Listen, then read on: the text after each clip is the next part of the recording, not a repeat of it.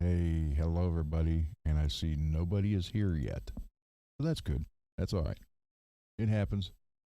Somebody will get here before too long. We do the pop out chat. Oh, hey, there we go. Lewis, Alex, what's happening, guys? All right. You guys can hear me okay? That's first and foremost. Can you guys hear me? Man, there's almost like a 20-second delay before you guys hear what I say. Yep. Okay. All right. Let me take the headphones off. And I don't, tonight's not going to be a 4 hour one. That's for sure. But I do have, um, I have to work on a Floyd.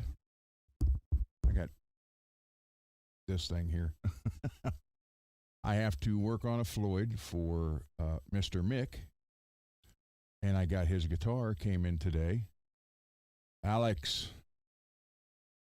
So, yeah, I'm gonna work on that stuff a little bit. CNA, what's happening? Yeah, I got to tear the Floyd apart and get rid of that shim and stainless steel upgrades to it. And then I'm going to take the guitar apart, and then that'll probably be it for tonight. Um, you know, something to do. So, guys, how's your day been going, man? Everything okay? Wait, I gotta move the mouse.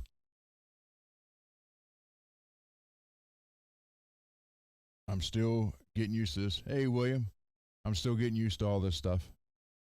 Because, like I said, for the last 3 years, I never ran any of them. So cool.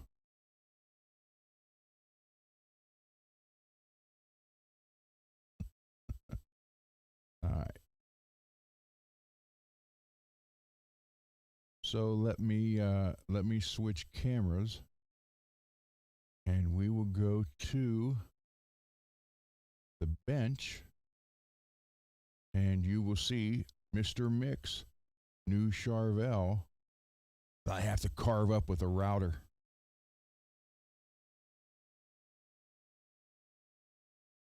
Check that out, guys.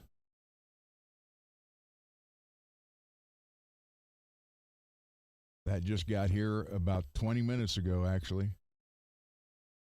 And the Floyd is there. That came in yesterday, so he bought a brand new Floyd and that new guitar, and we're going to route it out.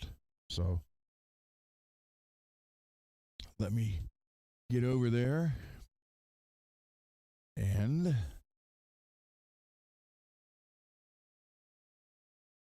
trying to find. I got more guitar bodies over here now than I've ever had.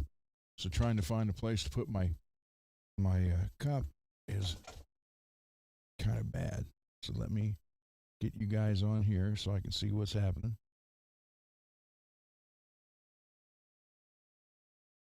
All right.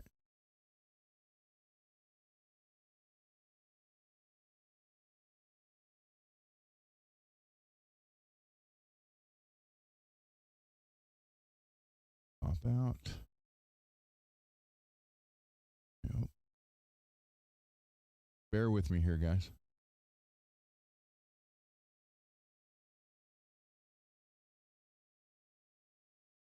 Is this silver? Yes, it is silver. Silver and black.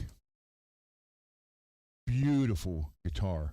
I've been wanting to play one of these. Actually, I want one of these, but I'd have to do the same thing that I'm going to be doing to this. The old school neck headstock and logo, except it doesn't say by Jackson Charvel or Charvel Jackson underneath of it. And it's in silver. All they were usually all in white. Charvel locking tuners.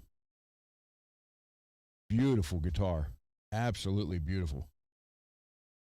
Yes, with the maple neck. So I'm going to luck out a little bit here, I hope, because the nut on the neck, as you can see, I hope you can see that, is very deep. So I'm thinking I may not have to route that out. He also sent a new nut. I may not have to route that out. I may get away with just one of the shims under there because it is right now at the bottom. So I'm thinking this, there you go, babe. Look at that. Real live Floyd Rose nut. So I'm thinking I may get away with just putting a shim in there instead of having to route that out because that's like the perfect height right there. And it would only just lift up a hair. So we might be good with this, which is cool. Because the less you route them, the less chance of messing up something. But let me go through and do this Floyd real quick. And Mr. Mick was nice enough to, this is a Godot bridge. And he told me I can keep the bridge for, as a parts donation, which is really cool. This right here. I don't want it to. Maybe that might work. You guys still see the guitar in the photo? You should be able to.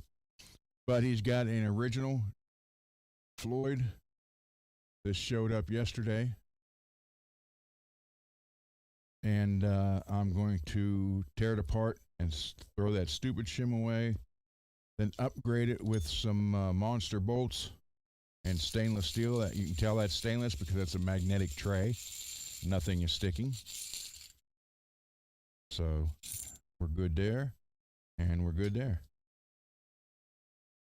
So it's all stainless going on it. Telling you right there, guys. It's not very expensive at Monster Bolts. I don't know the exact price, but it's not very expensive. Monster Bolts is the place.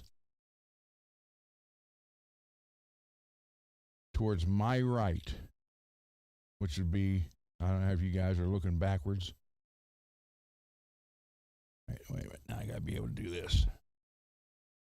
Matt, hello. I got to move this so I can see the chat. Wait a minute. Let me. I do not want the guitar to fall or get hit.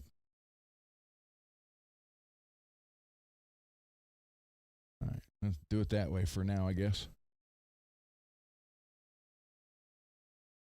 So, yeah, so I'm going to take this apart real quick and throw that shim away, put the stainless steel parts on it, and then tear this apart. And we can chat for a little bit, and then that'll be it for tonight. Let's see what we got here. So what you need to do this, 2.5 and a 3 millimeter.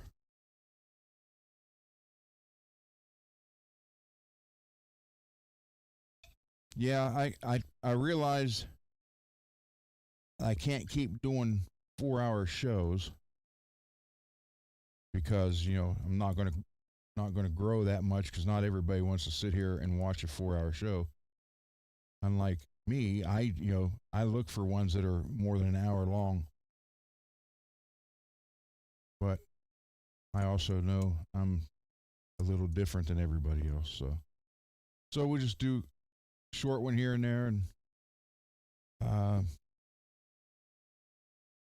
came in authentic Floyd Rose. And and now I got to clean this back section again because I got literally, hold on, I'll tell you exactly how many.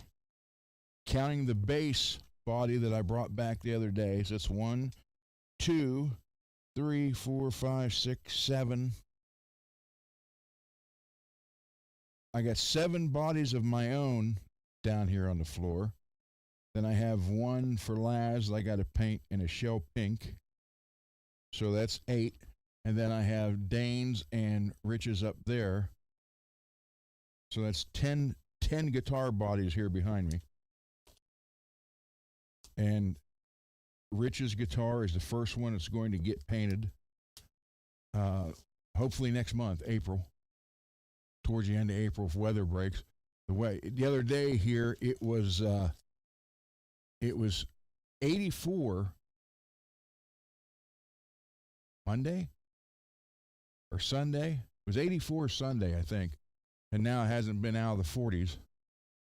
So that'll give me by the end of by the end of April, the weather should be stable enough where I can do this, not worry, and I'll have everything set up with the paint booth and everything ready to go by then. So there's actually 10 bodies hanging here behind me, or on the floor, on the table, and on the shelf. So, hey, Mr. Mick, there you are.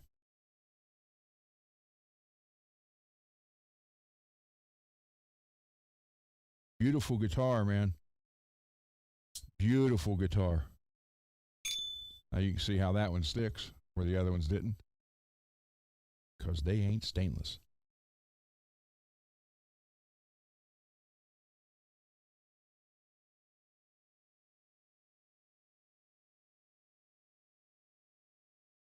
I've been wanting to try one of these, and the funny part is the whole reason I didn't is because it doesn't have this. Now that I'm going to do this, this might be next on my list because I absolutely love single pickup Floyd Rose one knob guitars.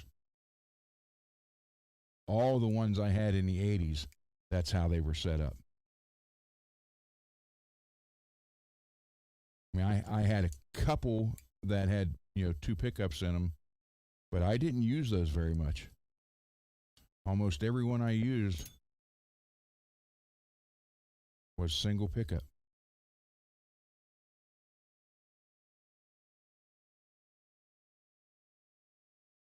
So we are getting rid of all this, what I call magnetic steel.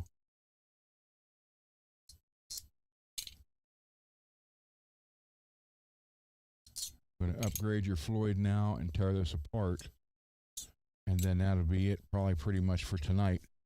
And then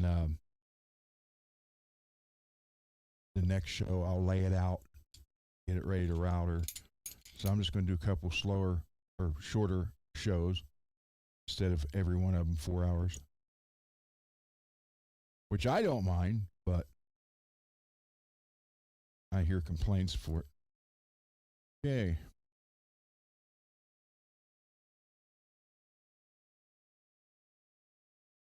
Why is there 2 dots on the first one?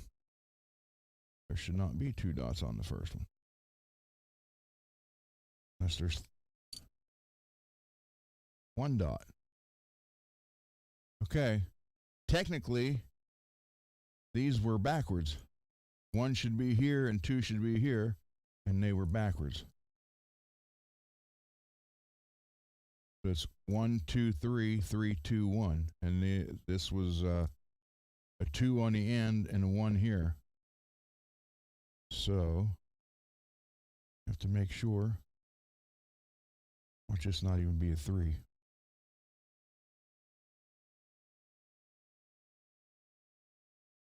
That's why they're marked 1, 2, 3, 3, 2, 1.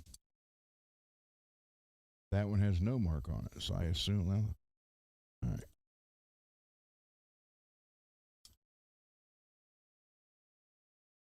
Hopefully this is also a no mark. Yep, that's a no mark. So I'm going to assume that's your 3 since we got a 1 and a 2. This should be a 2 instead of a 1, and it is a 1. And this should be a 1 instead of a 2.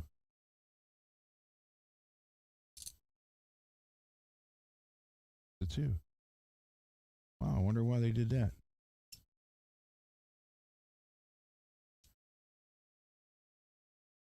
Well, I'll put it 1, 2, 3, 3, 2, 1, and if that's not right, I'll swap them back around.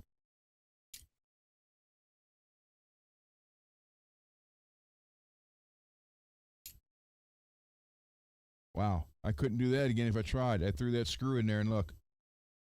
They're standing on top of each other straight up and down. So these are not going back in. We are going with the stainless upgrades. Almost. Oh, I got enough. It's stuck to it. Look. Standing up, and sticking out the side. Let's try it. Hope that one's staying up. All right.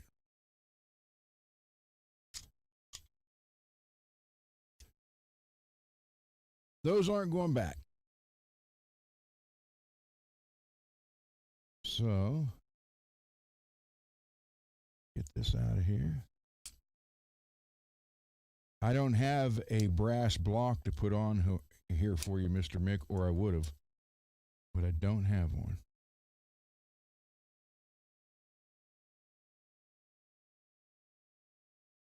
Hi, Peggy.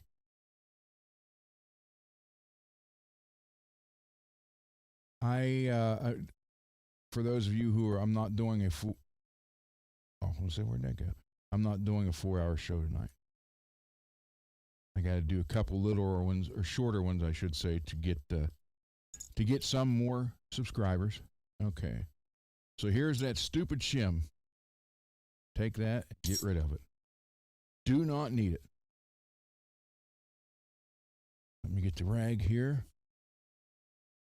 and let me wipe all this down.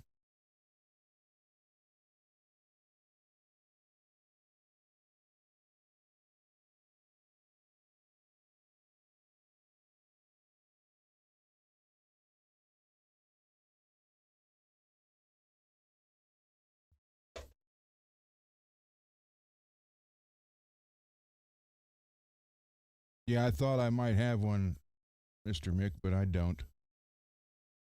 I looked. I have the same one. I got a 37 like that. I thought I did have one left, but I don't know where it went. It must have went on somebody's guitar. Because I have all the Floyd parts right there, over there in the organizer. How many drawer? 2, 3, 4, 5, 10, 15, 20. 35 drawer organizers, full Floyd parts. Sorry about that. And now I'm going to put a little bit of oil on these tuners. Not much. Just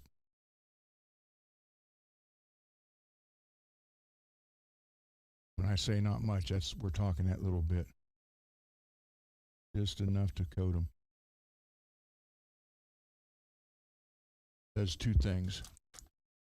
Makes it a little easier to turn, and it prevents them from rusting from sweat when you're playing. There's another tip.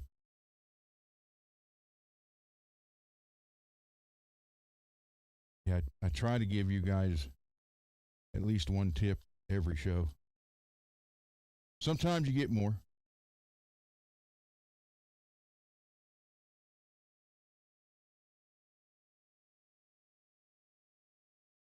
Hi, Zach. Yeah, I am going to be on his show. We scheduled the date. It's July 5th. But he's going to keep sending me links. And if I'm able to, I will, join at any time, at least for a little bit. Like I said, my main concern right now is to get the garage finished, get that paint booth installed. Okay, so that whole shim, here's the whole purpose of this shim. If you notice, if you look here, how it's not centered, they're off to the edge. So it's designed to sit like that, and what that does is serve as a stiffener for the spring. But if your Floyd is set up right, you don't need that. So we'll put that there. Put that, and remember, everybody, when you put the block on, the lettering goes back to the back. A lot of people don't realize that, but these are grooved this way. They're not just straight down. They're in on an angle to hold the clamps in, or the cloth. Well, the springs, I should say.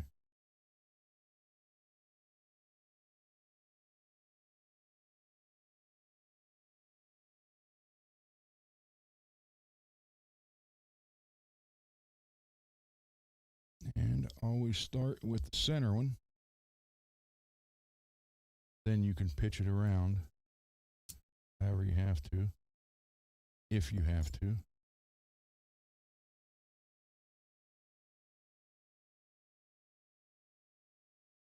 Kind of get them lined up a little bit.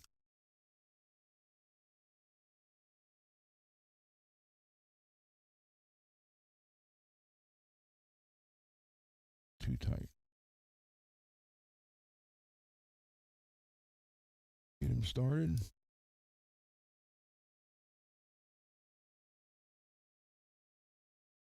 Now, since you're going to change this later on to a brass block, I'm not going to put any Loctite on these. But usually, if you have what you're going to have permanent, it never hurts to put just a dab. I'm not talking a bunch, just a dab of Loctite to hold those on there nice and tight. Then when you tighten this up, so when this is on the guitar, the block actually pulls forward with the springs. Okay, I think you guys can see that. It's loose right now, but it pulls. Tension is this way.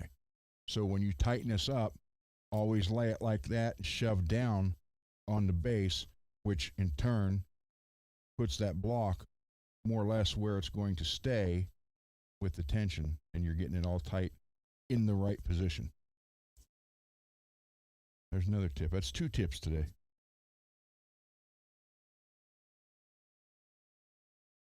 And believe me, I've been working on Floyd's for 41 years. That's why it is my absolute favorite.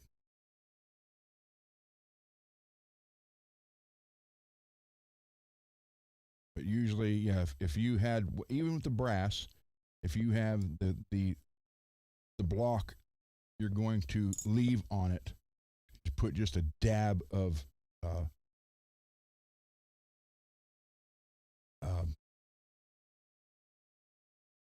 Loctite on it. Usually the blue, because blue is removable. You can use red, but it'd be even a lot less red. Okay, so we got that in there. Now we're going to come over here and take these brand new monster bolts, which these just came in Monday, by the way.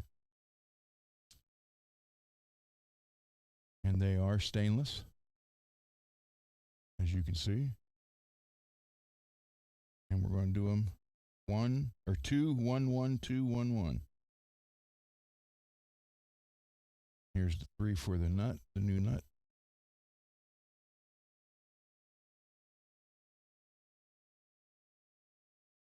So we got 2, then 1.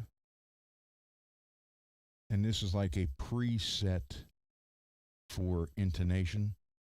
Sometimes, I mean it, sometimes you luck out and it's perfect. But most times you got to adjust it, but it's just a hair because it's really close this way.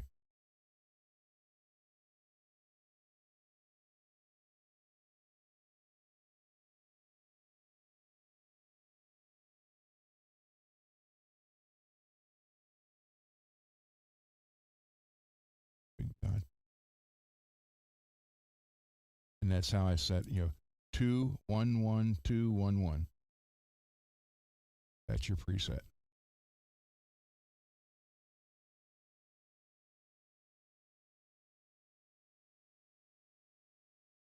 Now I'm going to put these in here the way they were supposed to be, which is 1, 2, 3, 2, 1 instead of how they were. And this is why they're marked that way. So that one goes all the way up like that. I need to get the oil again. Sorry about that. I'm going to put the stainless block in there like that, and just a dab. I'm not talking drenching it. Just a dab right here on the very end, and then just a touch on the threads like that. That's all you need. That back in there. Oh, you gotta run the screws all the way back out too. But But that, yeah, that shim does absolutely nothing but rob tone from this thing.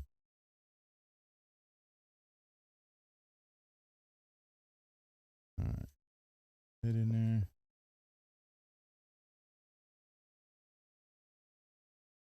Again, that's just to help it get in there and get started. Tighten this down. So the low E will go clear against the bar or the bolt. And in there.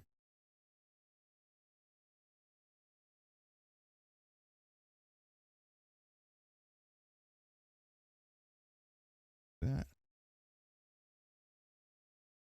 So the very first one you can kind of tighten up, pretty good. But sometimes what you have to do is shift them around a little bit, although this one doesn't have it. Some of these, how can I show this? No? I don't think that one's got it. Some of the springs have a dip in the middle. It will center the screw there. These ones don't look like they have that. So you may have to move them this left or right a little bit. So that's number one. That's a 3. That's a 3. 2. 2 and 1. So I'm going to put them in the way they're supposed to be. And like I said, if it doesn't work, then I'll change it back. But I mean, why would you mark it 1, 2, 3, then not use it 1, 2, 3?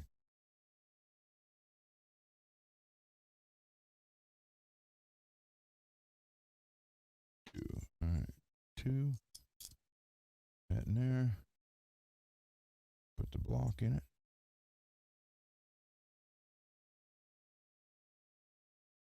Thread. Or put oil on the thread. Put it right there. You do not want to get any oil inside the saddle, in the front, towards the front of the saddle. Because if you do, you're going to have a heck of a time. Your strings are going to pop out all the time.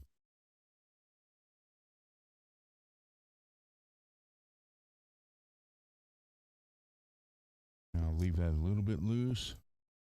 Go to a blank one, which I'm assuming is a 3 since we have 1 and 2. I'm pretty sure that's a safe assumption. Next stainless block.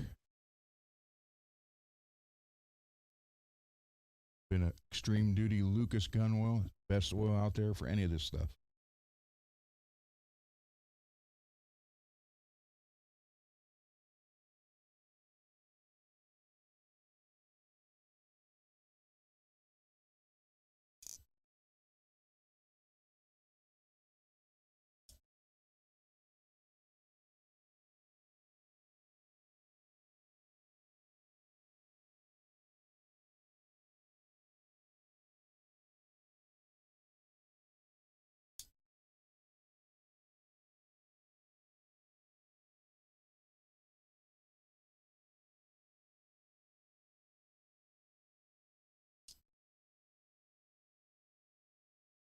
Tight. 3 down, 3 to go.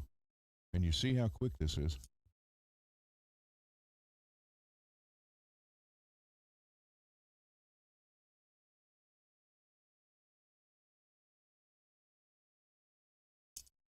So, Mr. Mick, if you tear into this, it's 1, 2, and then no markings whatsoever for 3.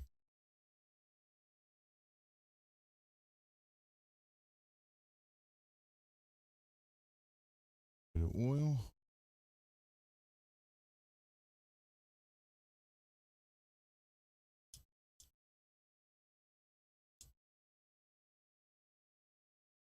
Which not drilling that, not taking that extra step and marking 3, cost saving, obviously. Maybe not very much per unit, but how many of these they make a year or a day, that adds up. Yeah, it was just weird that 1 and 2 was reversed.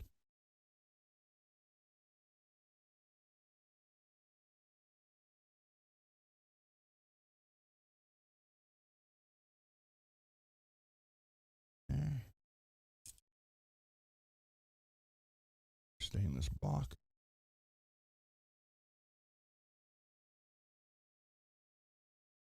Bit of oil.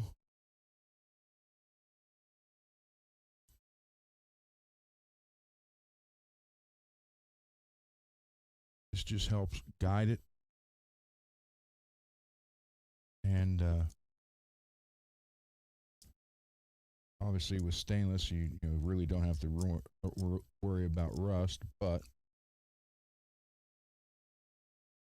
and number 1 is the first one.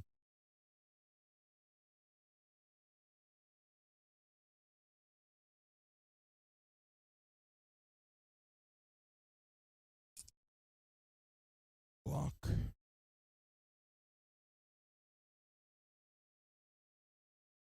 Telling you guys, get that on Amazon or any gun supply store or sporting goods store. That's, I don't know what that costs, maybe $7, but it lasts forever for a very long time. And then it's great stuff. Too much on. Smear that around and touch it with the rag.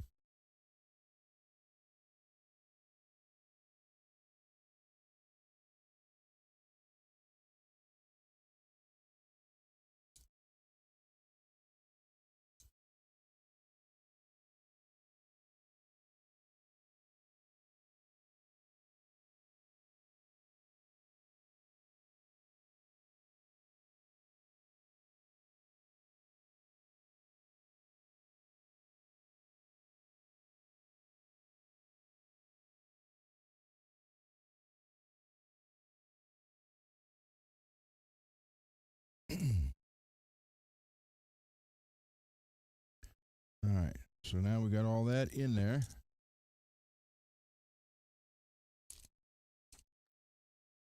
So here's what we do. So you're pretty well centered now, but before, some of them. So here's what we do. The low E is clear up against the screw, tighten it down. And then the G goes clear up against the screw and tighten it down.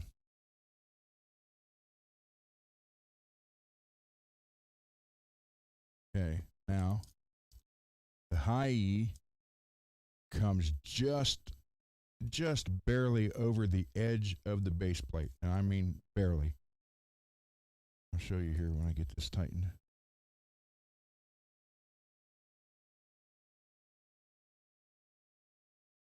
And sometimes this ends up being dead on intonation.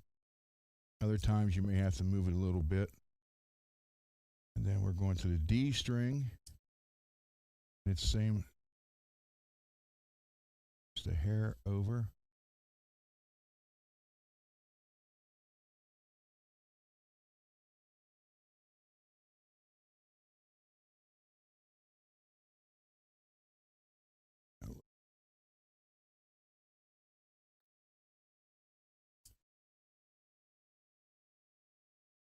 And then you're taking your A and your B, and you actually split the difference between the two. That went out too far. Hold on. When I tightened it up, it moved out.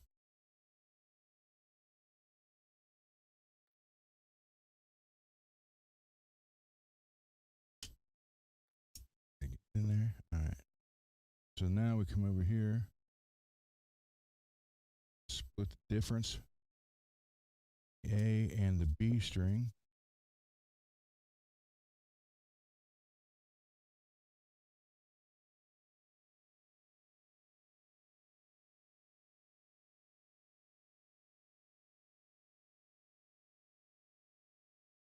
I am PN. Yes, I am.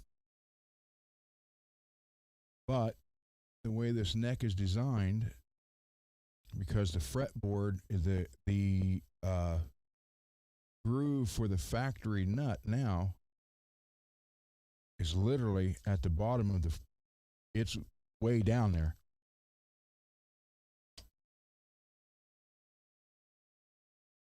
Okay, so let me show you this.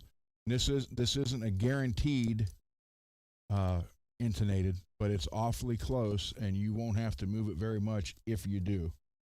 If you preset them that way right there, you can see you're up against there, you're up against there, you're just past the bridge on the high E and the D, and the A, and the B are split in between the other two. That gets you really, really close. If not perfect. Sometimes it has been perfect. So that is a 2.5 millimeter. And you just take it and make sure they're snug. And what I do is you see the straight lines on here. So when it starts to twist like that, that's when you know you're in there far enough or you're tight enough.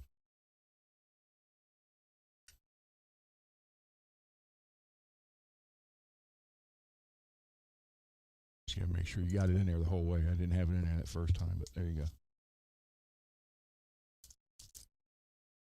There you go. So that's that. Here is the new stainless steel nuts or screws for the nut, which is right here. Take these out. 3 millimeter for this too.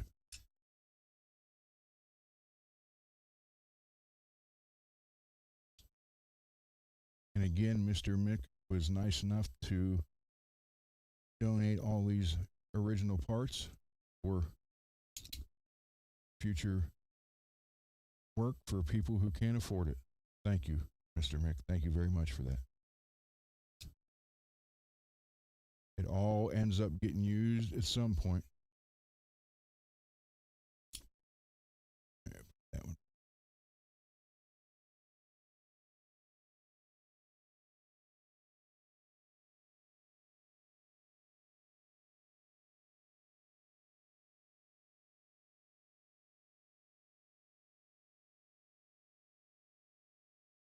Oh, come on. Yeah.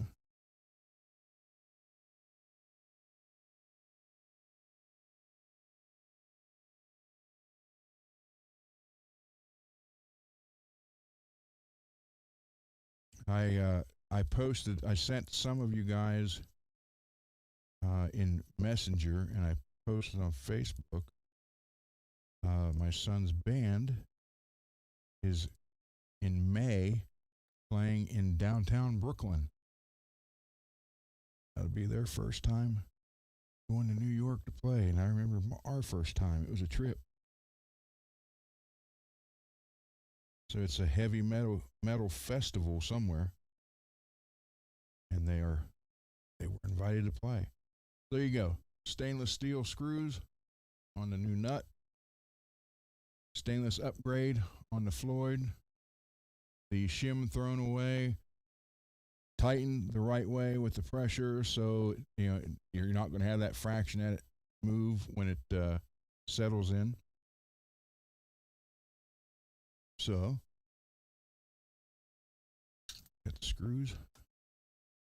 Yep. All right, we got the screws.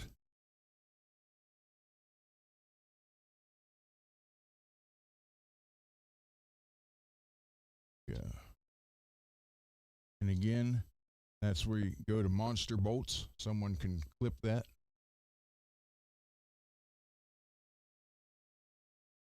And they got all kind. I mean, look, like right here.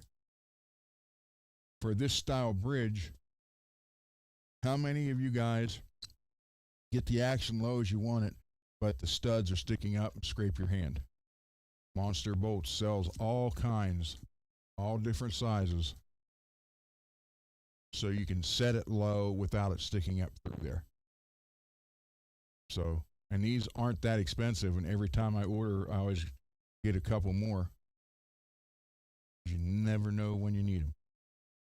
So we're good there, good there, good here, good there. So that's going to look good in there.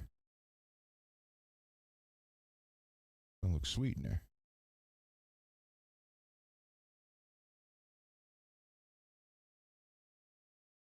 No problem, Mr. Mick. Rest of your stuff is in here. Put this back in here so nothing happens to it. That was in there like that. So good to go.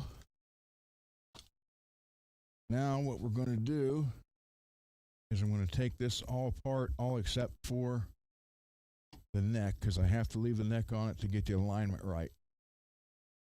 But like I said, for tonight, it's not going to be no 4-hour show.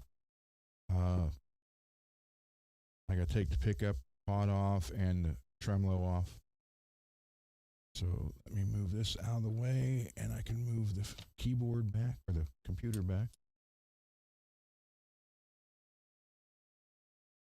Here's the original parts.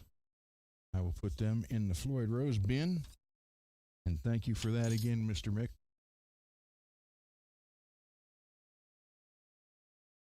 So, beautiful guitar though. I didn't think I would care for the silver. But yeah, I do. And I love they went back to the original headstock style. So, that is great. I love it. Now I got to get one of these, and I got to get one now and do the same thing to it. That's not the right one. Hold on, I gotta get the other.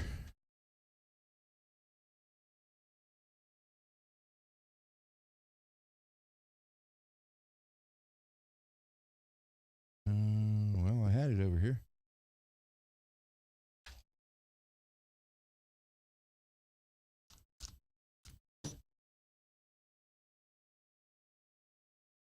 Oh, finally gone.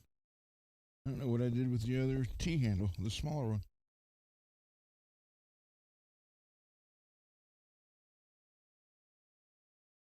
There's the strings I'm putting on it.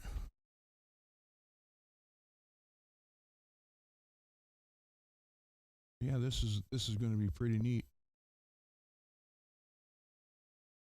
And again, I'm nervous every time I have to bring a router to one of these, because nobody's perfect, and you don't want to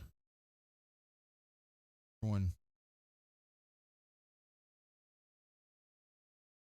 you don't want to ruin this. I know I don't want to ruin it, and I'm sure Mr. Mick doesn't want me to ruin it.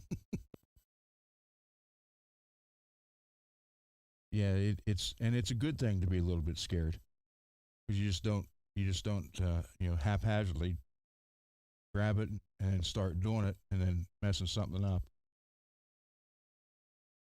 So why does that not want to come out? That's the loose as can be.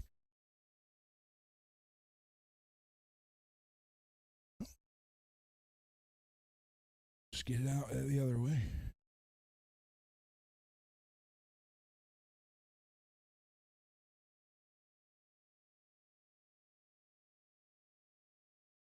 To me, Mick, I think it increases the value, but it also depends on you know, and I'm not trying to toot my own horn here, but it also depends on who does it and how well of a job. I mean, obviously, if it's a real sloppy route, yeah, then that's going to devalue. But if you got it looking like it was done, and I don't mean just by me, but I mean anybody who can make it look professional, then you're good to go.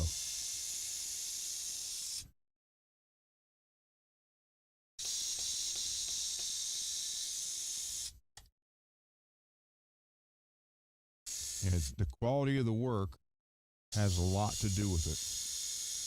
And anybody who sells used guitars will tell you that.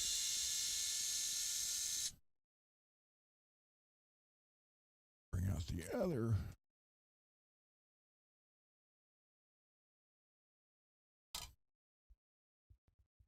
That is pretty cool.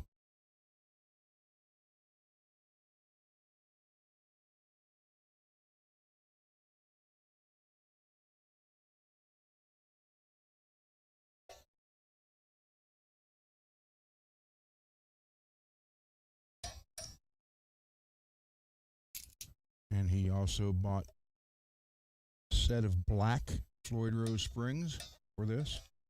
So that's kind of cool. There's that. Get this out now. Now that popped out. Look.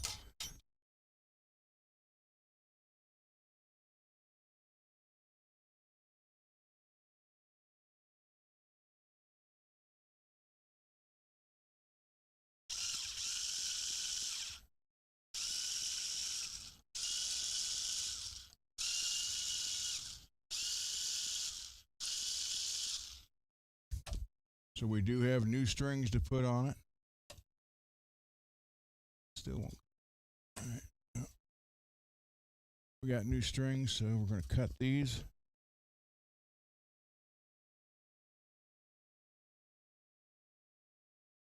So we're good to go.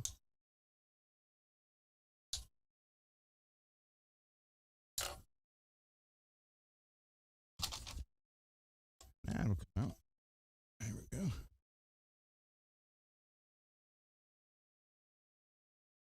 Out of here.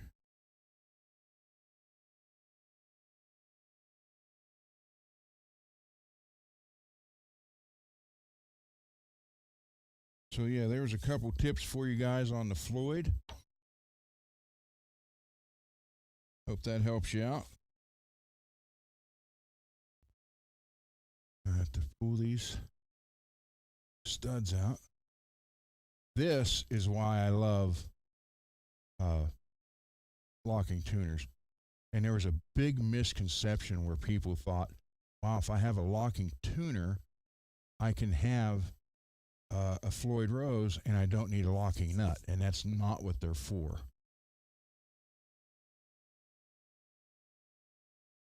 They are not, they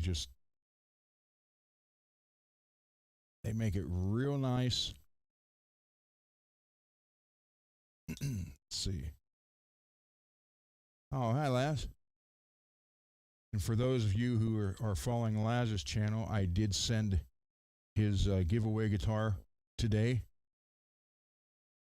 I dropped it off at the UPS store. So he should have it next Tuesday, I believe, if not maybe Monday.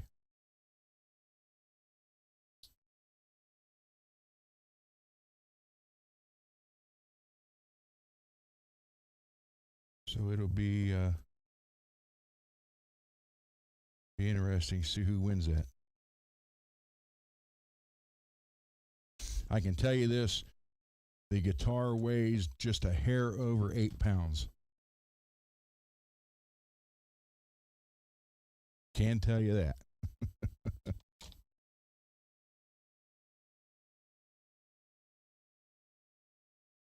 Take this out, and these will come out.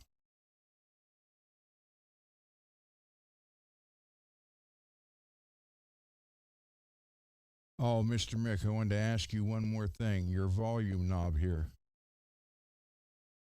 Do you want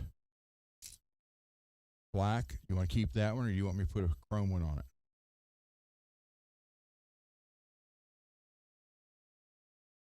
I have chrome ones here if that's what you want. I just thought with the tremolo, you know, the big chrome and stainless here, it might look good. It might not. I don't know, because it is with the black, but it's up to you. I got them here if you want one.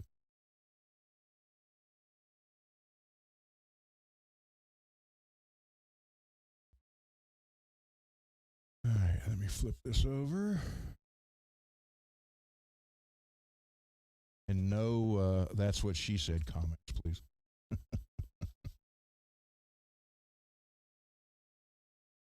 Because I have to pull the pot out and the pickup.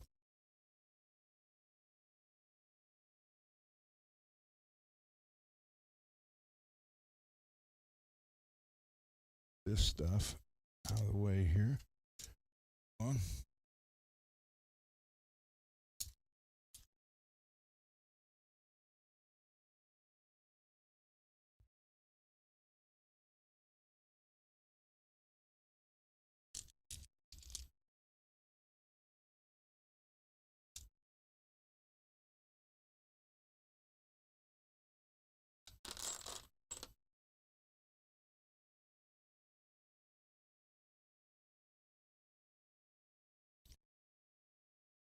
so I can put these screws in there.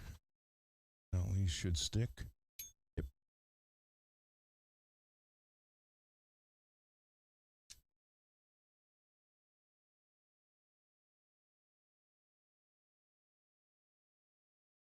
Five,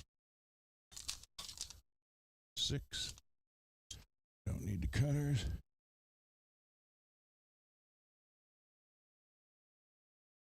Yeah, that's fine. I can do that. I am not hard to get along with, guys.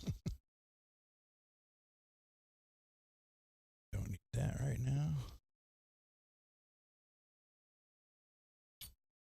It's the strings we'll be putting on it.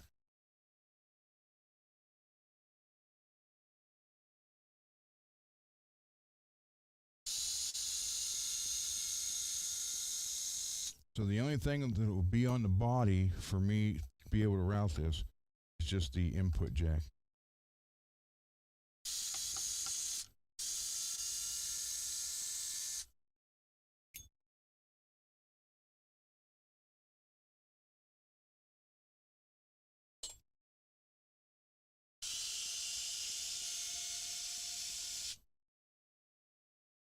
Oh, Mr. Mick, is that a? Do you have a pure tone on here?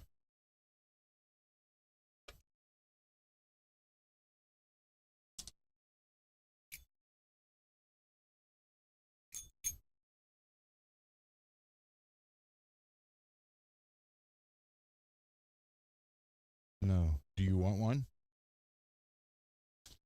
I think I have one left right now.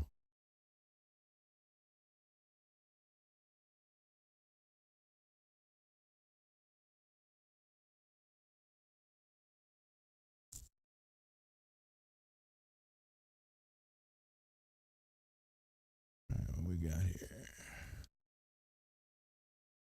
Typical, typical.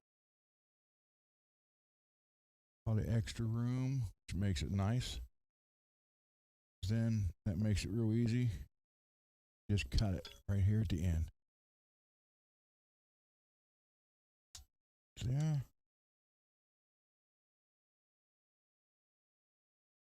Okay, I'll put one on, Mr. Mick, no problem.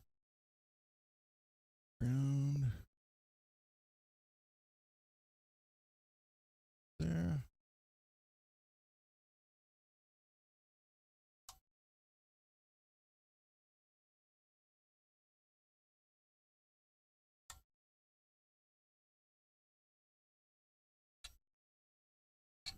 That is this one.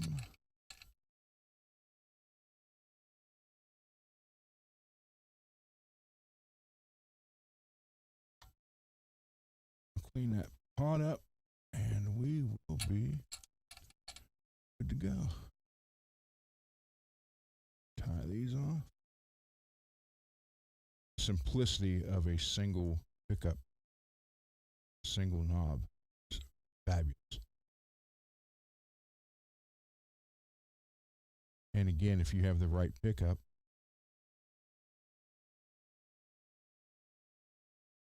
that's all you need. I know a lot of people say, oh, I want the other pickups for more sounds. Well, didn't Eddie say the sound is in your hand? And he played with one pickup for how long?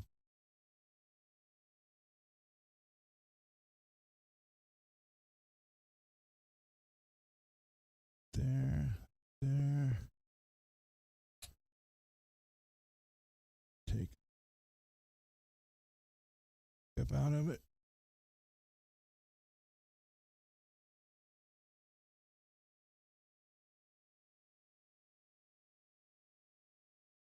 Well, we're going to find out here in a minute, Lewis. Seymour Duncan, I can tell you, it's probably I'm going to say a 6 or maybe a 4. But if they wanted to go for their original sound, which would have been the J80, I believe, It's probably going to be a 6.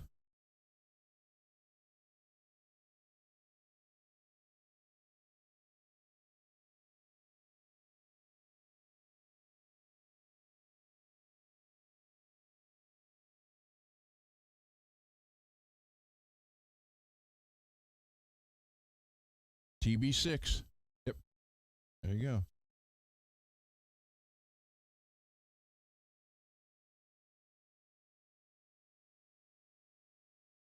TB6 is a good all around pickup.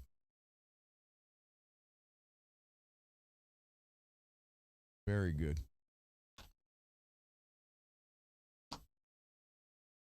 My favorite, um, I do like the Custom 5 quite a bit,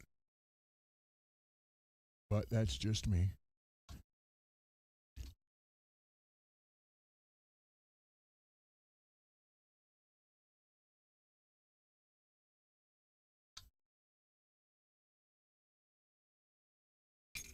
Your stuff there.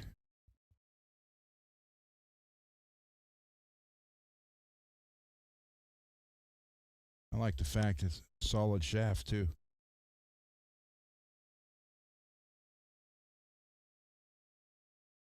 It's nice.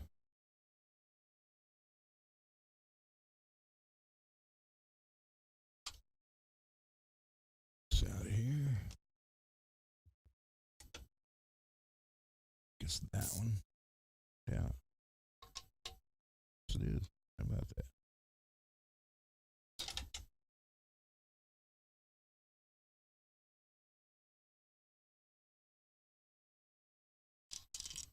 Go through. There you go. That there. That there.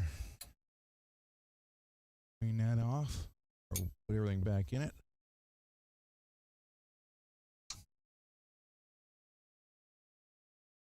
That's pretty much it, except for the two. Yeah. Cut this off too, because I'll put a solid wire in here so it doesn't float around. We're good to go. I'll put a pure tone in it. Like I said, I think I have one left to order some more, so it's just try those out with the only thing that this is good for, in my opinion, your string gauge height. I mean, if you want to know what your height is, then yeah, that's fine. But for someone to tell you all this has to be, 55,000, this has to be 50 or 45 or whatever you want, that's crazy. Set it up how you want it. No one knows exactly. So I use it as a rest to pry on. So what will happen is, let me show you pretty much how much that's going to be gone.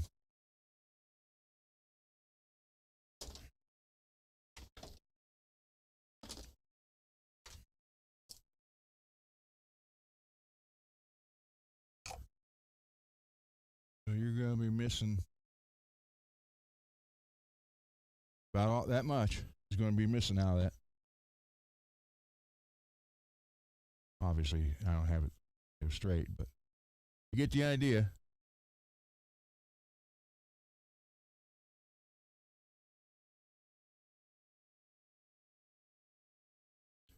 Then the new studs will be right, probably 3/4 away over that one, and about the same over here. So they'll be about right in here.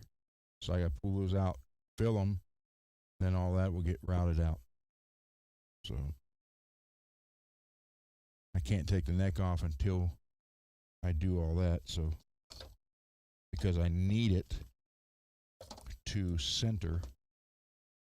Because if you look at this, now somebody will look at this and say, oh, well, you just go down here. That is not actually in the center, kind of off.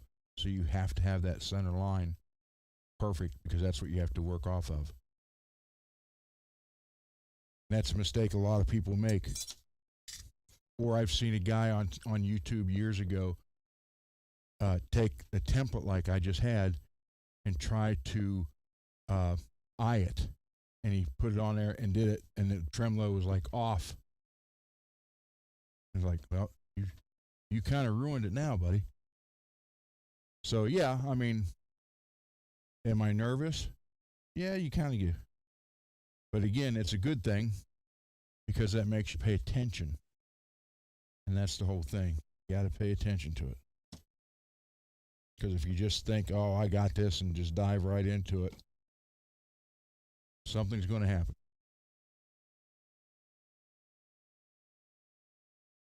And I'm either going to have to buy another body for Mr. Mick or give him a guitar.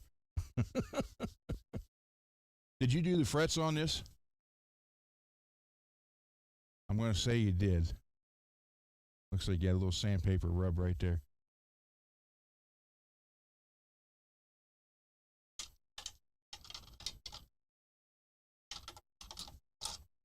Oh, I can't get that to go back there.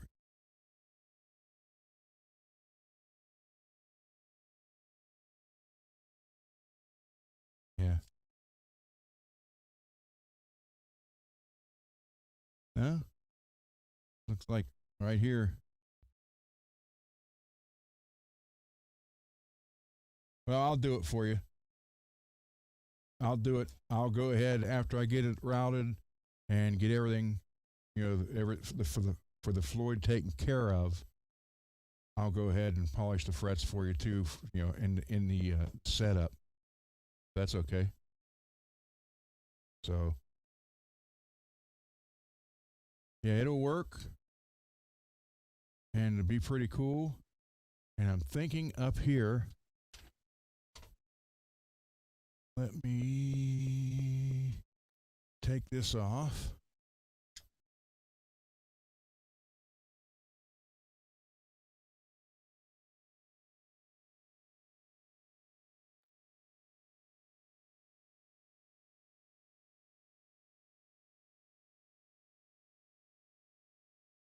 Yeah, I just love working on guitars. It's that simple.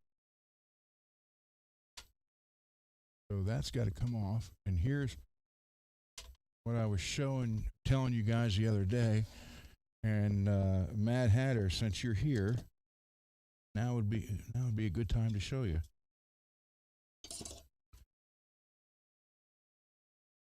That's not no, that might work. Look at that.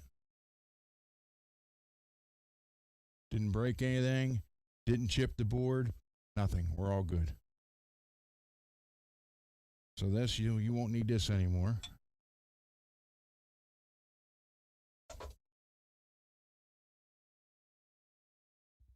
So there you go. Just use, something, go across there, couple hits. It came right off. Look.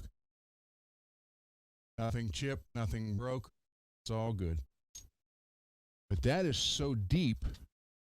I'm thinking the paint is up in the air, so I may have just to flatten that down a little bit, and I'm thinking maybe, let me see here, maybe the shim, I may not have to route that at all, because look how deep that is already. And I can't go too much lower because of the truss rod.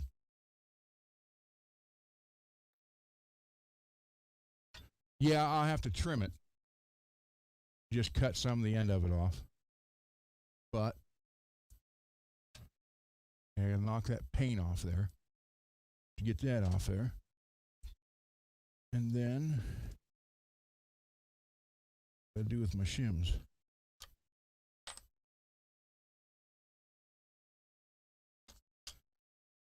Oh, that one's too thick. To get a thinner one. Tell you what, having a 3D printer really makes things nice. Yeah, I printed the round cover for the. I might have to make. I got more out in the other room, or in the box. The only ones that are out here right now are kind of thick. But yeah, what will happen is I take that paint off, and that should be perfectly level, and then I'll put a dab of glue on it. You can still get to the truss rod nice, and then when I screw the nut on it, it'll screw straight down through the shim out, even though it's glued, and you're all level, and it's a way to go.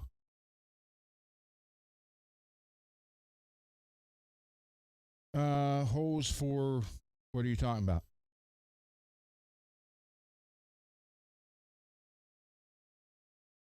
You mean the two holes here?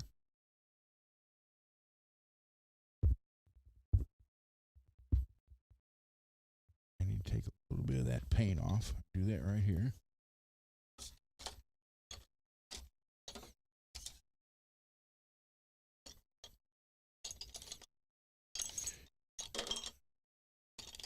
I'm telling you, it's nice to have the proper tools to do this stuff. So just take that.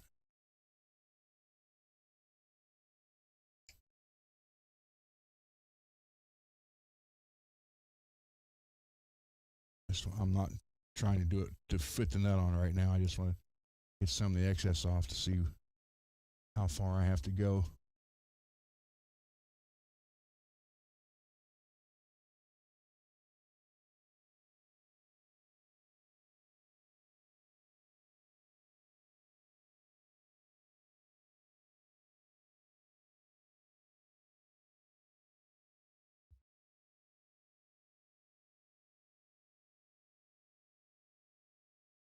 Just want to kind of get this excess lip of paint off here.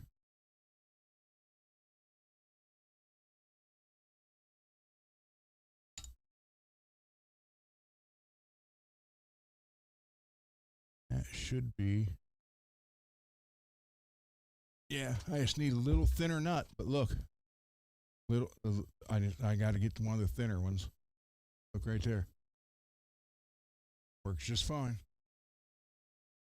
Fills the void, the angle of the head, keeps it completely flat, and then I can screw right down through that into the neck. So that works fine.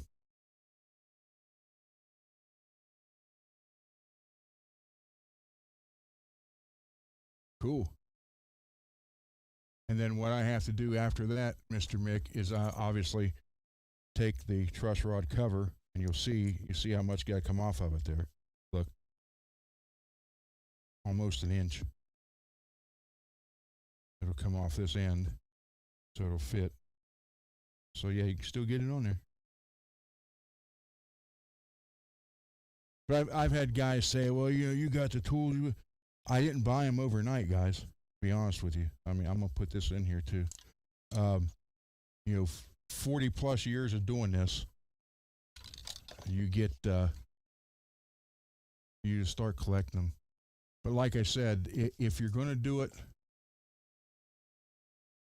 if you're going to do it like I do it for other people, or for my my cause of getting guitars out to hands people can't afford it, then you're going to have to get the better tools. But if you're just doing it on your own with all your own stuff, and maybe help out a friend here and there, and then usually you can get away with some of the Amazon stuff. And you can look in this one. This whole bench is full like this of stuff. But some of this stuff, like this Starrett, when I was working in tool and die, that was my Starrett stuff. This, when I worked for Honda, they made us buy these. That was in 1999 or 2000, and because it had a computer interface in it, so when we were doing all the checks, it'd go right into the computer. And they're like, well, you have to buy it. We don't provide it for you. I'm like, okay, well, order me one. It was $360 then for this. Then, you get some Some of the harder tools that you use have the most work. You might have to go Stumac. So, but it's because I'm doing this for other people, and obviously for my program, and so you got to have some of the better stuff. But if you're just doing it for your own stuff, you can get away with Amazon. And even if it breaks, I mean, you can always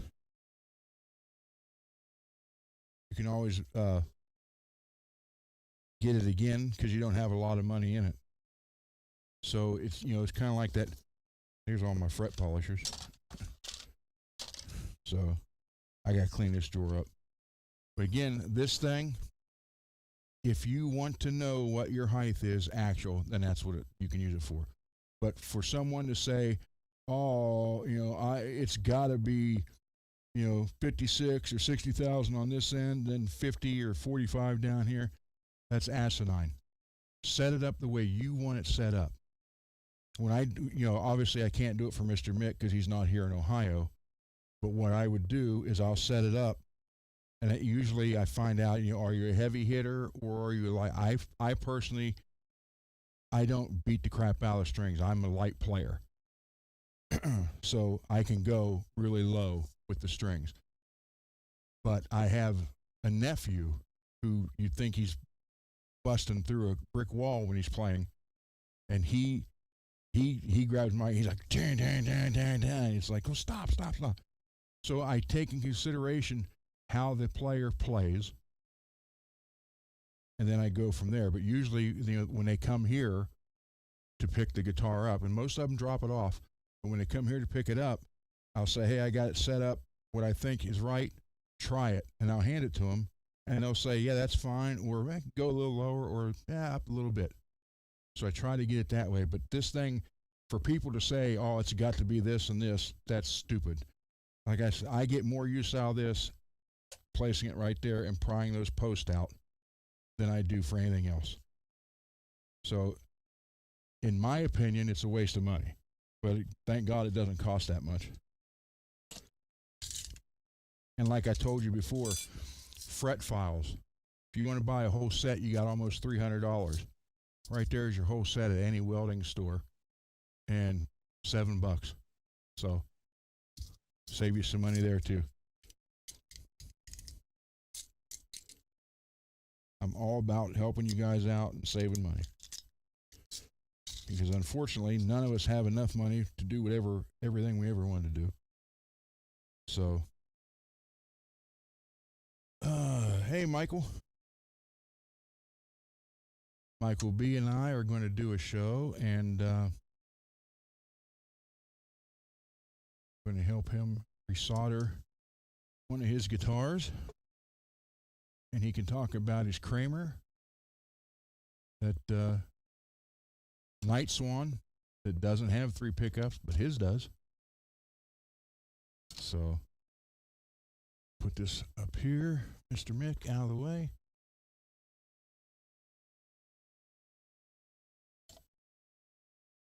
So there's your Floyd, there's all that. So that's pretty much all I'm going to do tonight on this.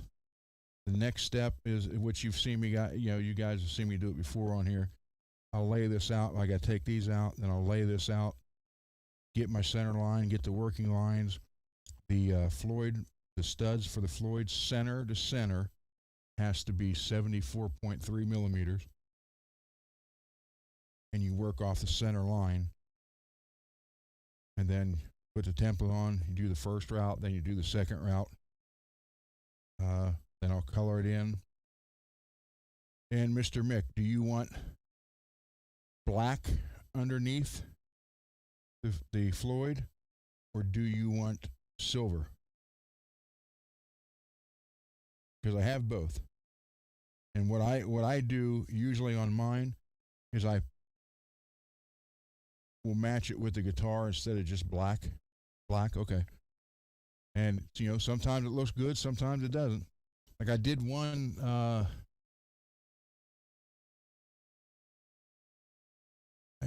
at one time in like a yellow. but it was a weird yellow and it didn't look good.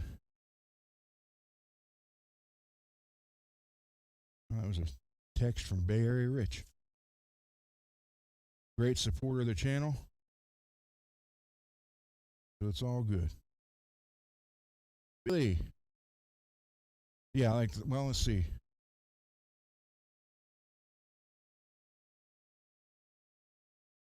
Yeah, I did silver under this one just because it picked up the silver in the in the body, and it was a nice contrast behind the red. So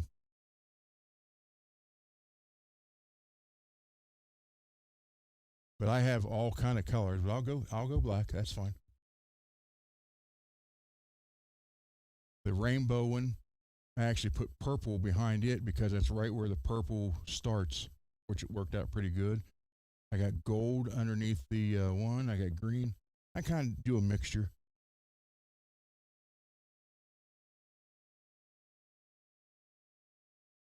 So,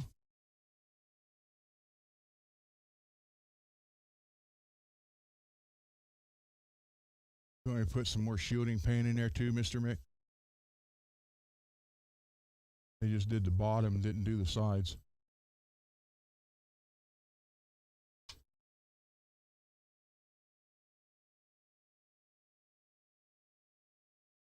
So, yeah. I'll get her all set for you.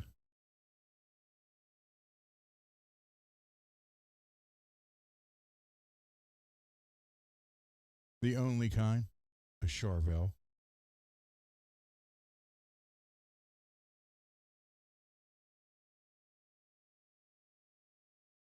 I've made so many of these bench neck holders. I pretty much have it for any color guitar I got on the bench now. So I didn't know if you guys noticed that or not, but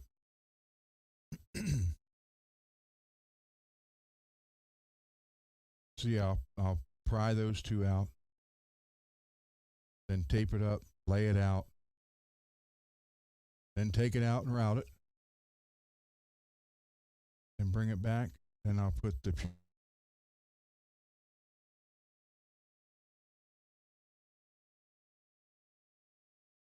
end, and you can see they kind of barely they paint it black, then put a little bit of shielding paint in it. So do you want me to um, copper foil that?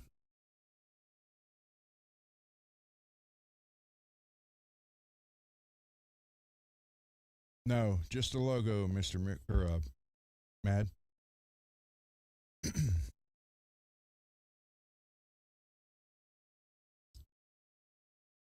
But if you want, I can go ahead and copper foil that too and get it all done.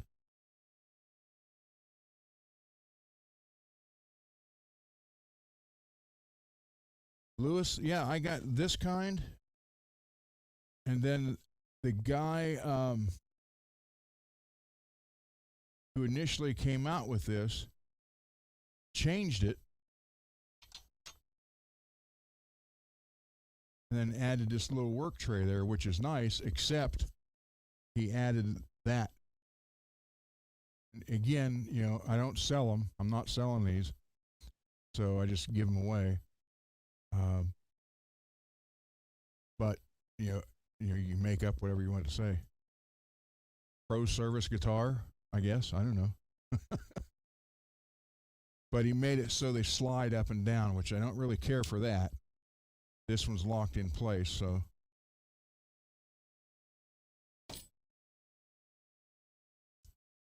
But they're nice. I mean, I make them. Let's see if I have one with the. I got new. Where to go? Oh, here's the blue one. Got the round head bolt that locks in place, basically. And then you can still adjust the height, and I put washers in there so it's not plastic against plastic, and you can tighten it up. And then I put the little feet on the bottom so it doesn't slide. So no, it's a neck holder. See? angle it however you need it. You got a little place for Allen wrenches or whatever. I did make a table for I have the big soldering station with also hot air thing too.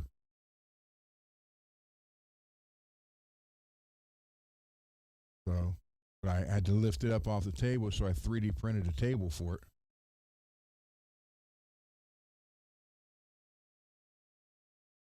Hold on 1 minute, please.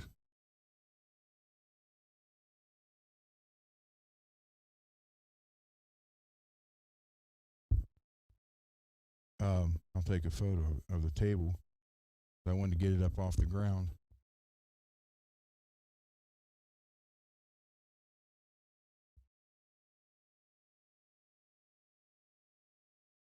Or off the bench, actually, so I could put the cleaner and the flux underneath of it and get it out of the way. I'll be able to. There. So I actually 3D printed that table it's sitting on.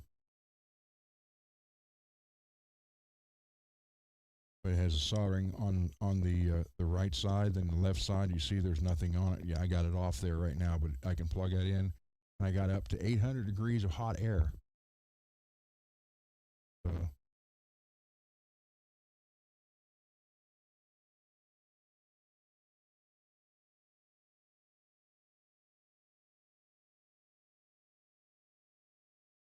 let me.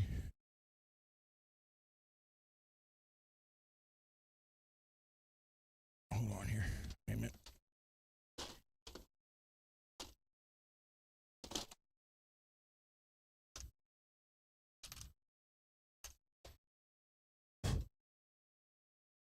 Yeah, there you go. You can see, yeah. I think the black does look better. But, I mean, well, I could set the Floyd in there. It won't.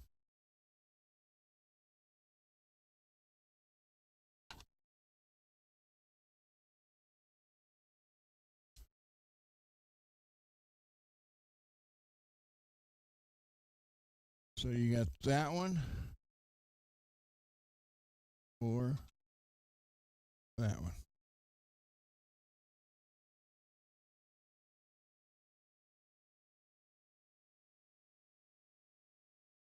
Or that one.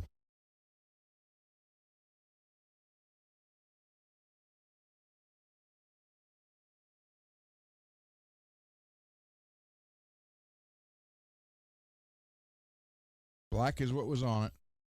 I'll send you a chrome one too.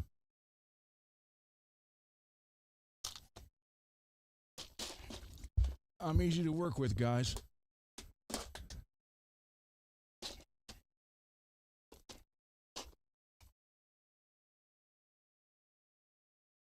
I don't think I have.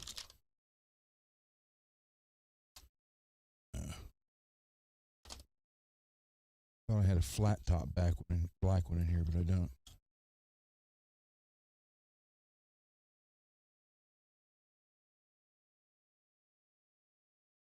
So there you go. But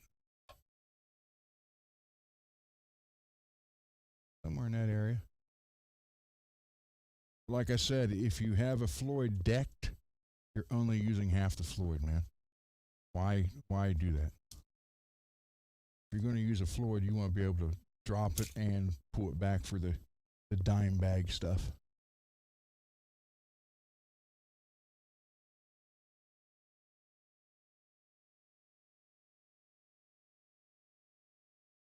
Oh, trying to figure out where I put the new nut.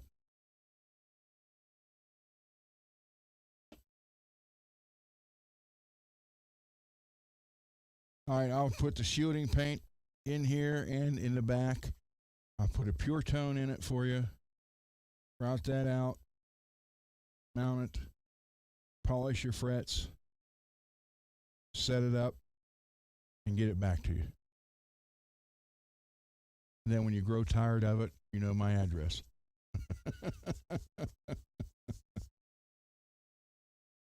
Yeah, I mean, you can't do that if you can't pull back on the tremolo, Lewis. You got to be able to pull it back. And Mr. Mick was kind enough to donate the stuff that came out of it. So thank you very much for that, which is a nice Goto bridge, the big block. So this will be going in a guitar for somebody at some point who needs it.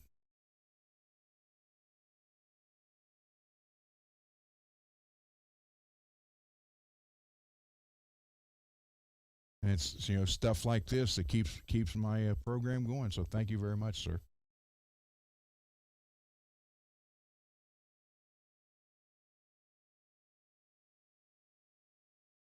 Oh, and the neck, I did not finish the neck yet because I've been out in the garage. But I wanted to show you. I did do the first two to show you that it does clean up pretty good. My mistake was not paying attention and put too much glue, so I still have to finish the rest of it. But you can see the front first two are not ripping the gloves. So we're good. So I got to, obviously do the rest of them. They are leveled. Now I got to crown all of them and then polish them all up. Then we're good to go. So then when the neck's all done, I'm going to put the feed and wax, Howard feed and wax on it, which is right here. This stuff is excellent. And a lot of old school luthiers use this.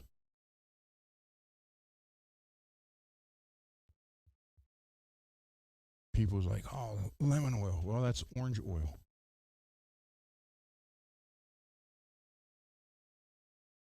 What, polish the frets? Is that what you're talking about? To polish the frets, I no longer use paste. I no longer use flitz or the diamond polish stuff I had before. I use my fret polishers. From 400 to 10,000 grit sandpaper. Ask Mr. Mick, he's got some.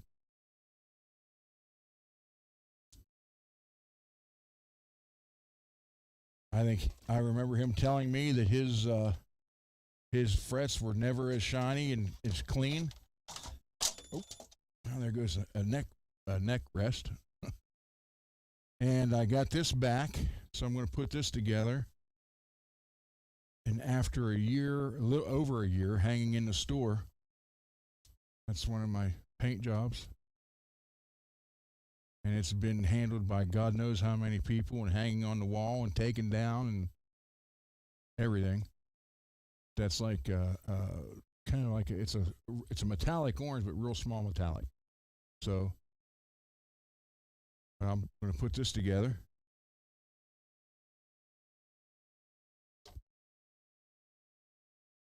That was the silver neck cradle just hit the floor. That one.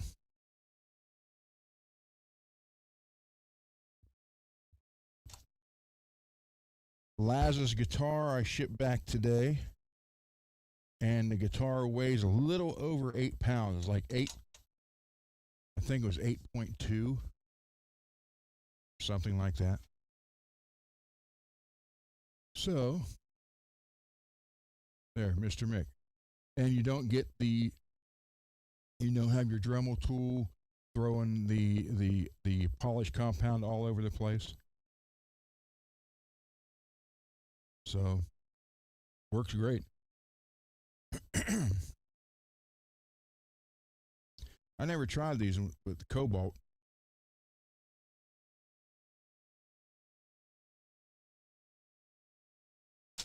When I set it up, I'll enjoy playing it for a day.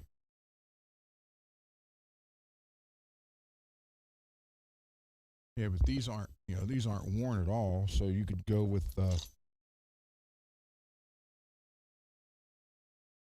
I have one that's got 10,000 in it. Right here.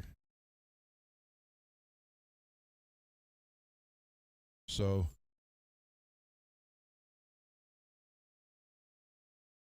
do this first one.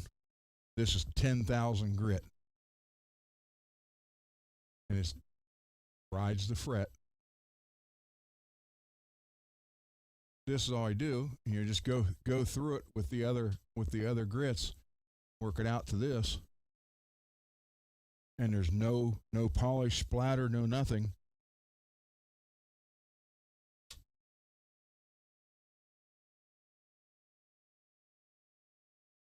Look at that.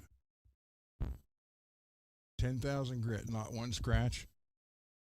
And it's smooth as can be. And look at the difference between those two already. And that took what? 10 seconds? These I make, except for some reason the program's screwed up, so I got to get that fixed. And I am still waiting on FlashForge to get a hold of me with their decision. I emailed them, what's today? When I emailed them yesterday.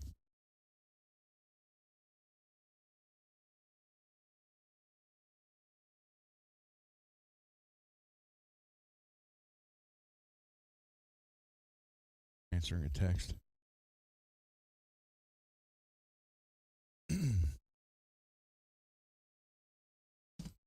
So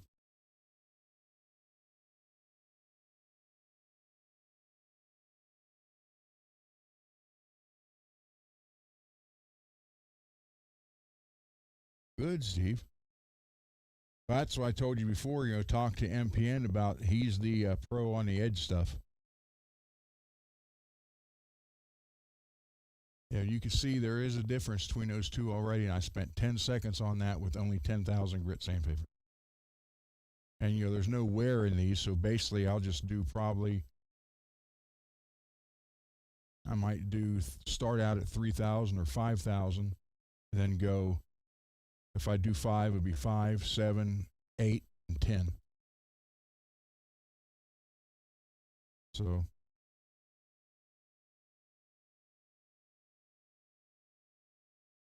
MPN does know about the H2. Okay.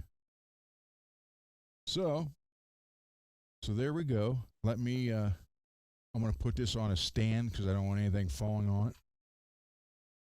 I'll be at the desk here in a second. Put it right here in between the Japan King V and the White Warrior with the 43.4 output slug pickup in the back.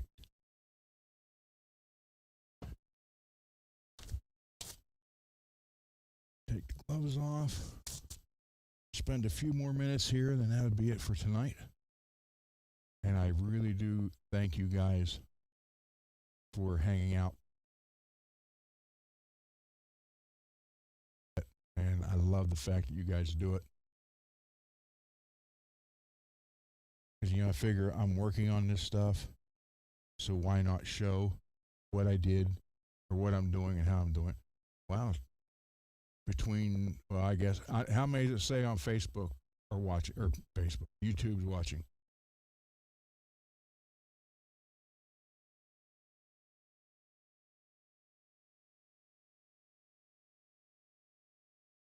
I gotta clear that one so I can see.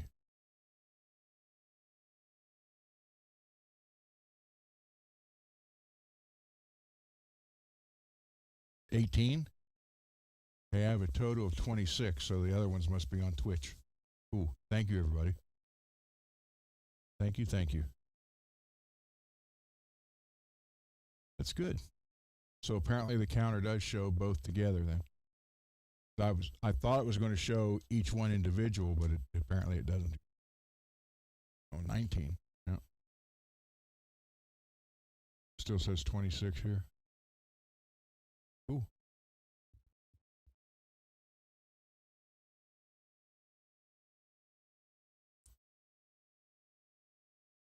Cool.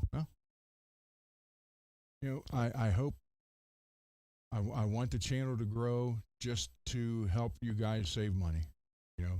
Again, I don't plan on doing any Patreon stuff or nothing like that. I'm not going to ask for money, donations. I'm not going to do it. I'd rather, if you want to donate guitar parts, that's fine. like I said before, I did have a couple people didn't have parts, and they did want to send money in for that. But that's up to you. But as long as I can keep getting the guitars in hands of people who can't afford it, or get them fixed, people who can't afford to get them fixed, that's all. That's I'm happy with that.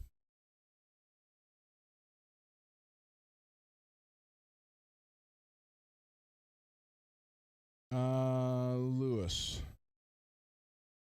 Yeah, a little bit, but that's to be expected with as old as it is. Uh, I ordered cables, which are supposed to. I thought they were going to be here today. They're going to be here tomorrow. So I'm going to try and see if I can get it to go to the burner to the CD. So, but it's not too bad. Well, Mad. A lot of people don't have money to get stuff fixed like that, and if you go to a big time shop, they're not cheap. So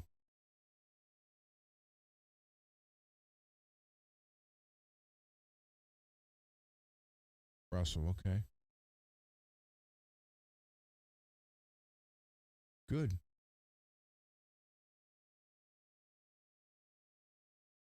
Yeah, I mean, I'm trying to. Um, and I've had a few people who don't like what I'm doing send me emails and say, "Yeah, you tell us we can use Amazon stuff, and you got StuMac stuff there." Well, not everything I have is StuMac. Some of the stuff is from Amazon, but again, 40 plus years of doing this, I've went through numerous tools, and eventually, if you're going to continue to do it, you got to get the better stuff eventually. Now, here's the point you really got to look at though. You have to make a decision. Is this just for me and a few friends? Then if that's what you're going to do, then you have to weigh the um, the price. Excuse me. I had to get up early today for an appointment. You have to weigh the price of the StuMac against how often you're going to use it. For me, it pays to get the better ones now because like this, Mr. Mix came in from cross country. I've done how many from California and Oregon and Minnesota and uh, I've done guitars for all people all across the country. So I can't have I can't be I can't let's just say for example say whatever tool from Amazon cheap, and I've used it 99 times and it's worked. Now I have something coming in for the 100th time and that breaks. Then I'm screwed because then I got to order that part again, or that tool again, at least minimum 2 days to get here. So now the customer's waiting. Um, but again, I mean, how many fret jobs are you going to do on your own guitars that you own? 100? I don't think I've done 100 on my own.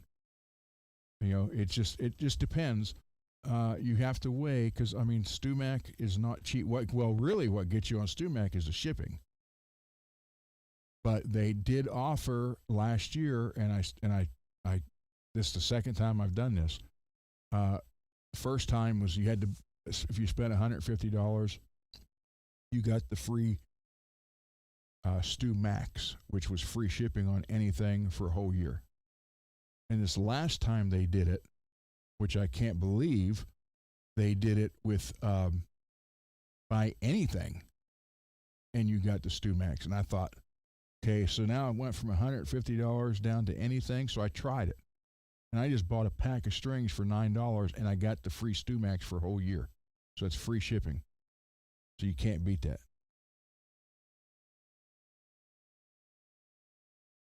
So but you just got to weigh in how much you're going to use it per the cost.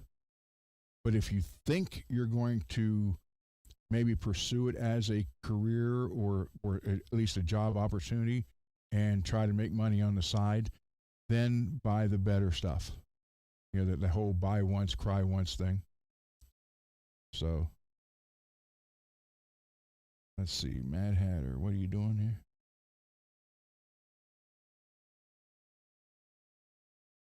Oh, you're going to send me your 90s Jackson Grover Super Strat? Cool.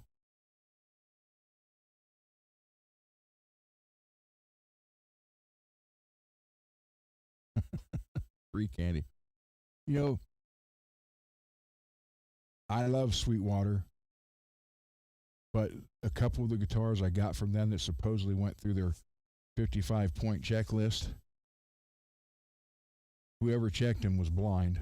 No offense to anybody that's blind, but if you're going to do a checklist and brag about your 55-point checklist, I mean, does that mean, well, we checked it, we didn't fix it, but we checked it? Or does that mean they're going to check it and adjust what needs fixed? Because there's been a few I got from them that was like, how did this, there's no way someone looked at this guitar. So, but people in myself and others who can work on, well, it's even different for me to be able to work on the guitar or build a guitar from scratch, plus I'm able to paint them. So when I look at like a used guitar or a pawn shop guitar, I might look at it as a lot different than someone who can't do the work, because then they're looking at it like, well, I got to pay this much for the guitar, then and then I'm going to have to either take it and get this fixed, or take it and get it repainted, or I'm going to have to buy X amount of stuff to do it myself. You know, it's just not worth it. So I look at things a little bit different than most people do, and only because what I'm able to do to them. Again, I'm not saying I'm end all be all, and that's what I do. I want to get other people who fix guitars here on the channel, and it would be perfect if they had something to work on during the show, and they could show us how they do it. That, and again, help you guys out with tips and ideas, and show you someone different than just myself on how to fix stuff.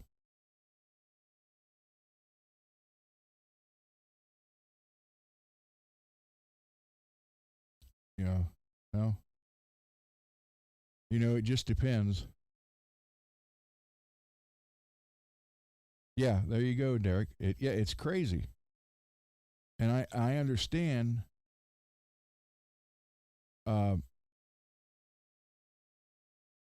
Again, if they don't clarify. At least I don't think they do.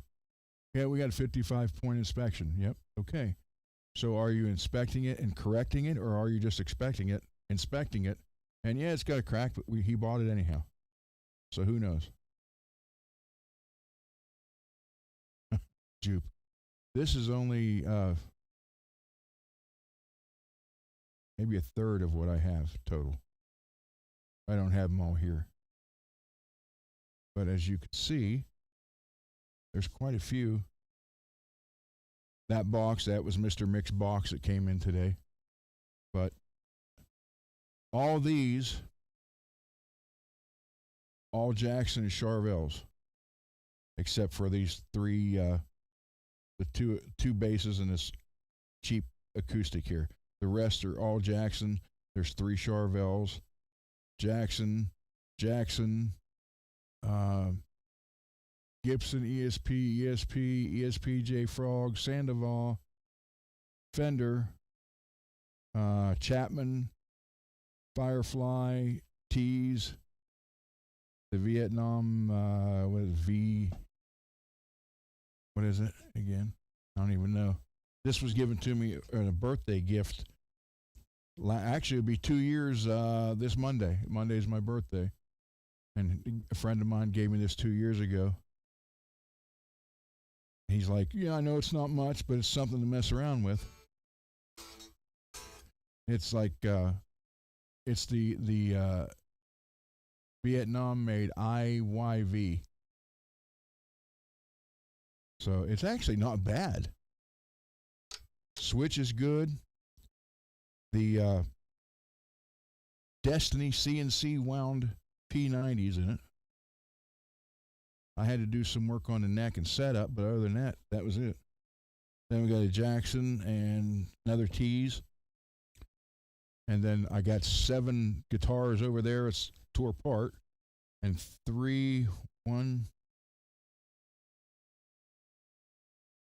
4 in that corner, including a Dean and a mini Strat. And then another Jackson and 2 no-name bodies that were given to me.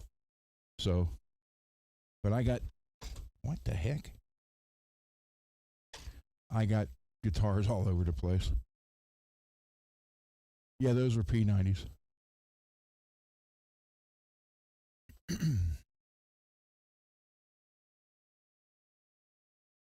Hi, John. Yeah, it's Vietnam. I don't know what he paid. I think he paid like 140 for it or something like that. But he thought he bought one and liked it, and he thought I would like it. And I'm actually surprised at the finish on this thing. And it's the Vietnam made. This is the one the Bald Shredder always talks about, this company. So, but yeah, it's pretty neat.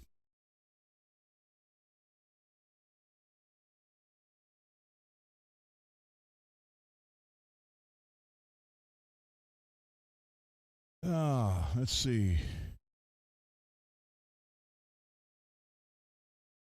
Go for another 10 minutes, and then we'll end it.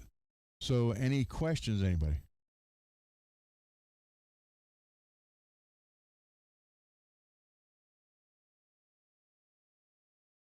Man, oh, you have one too? Cool.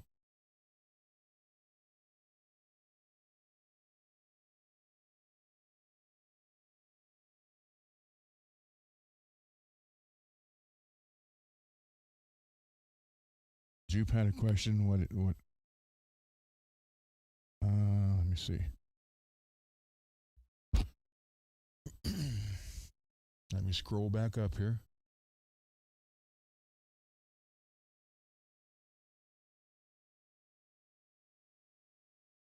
All about the guitars, yeah. Oh, you got something else. Well, just repost the question because now I can't find it.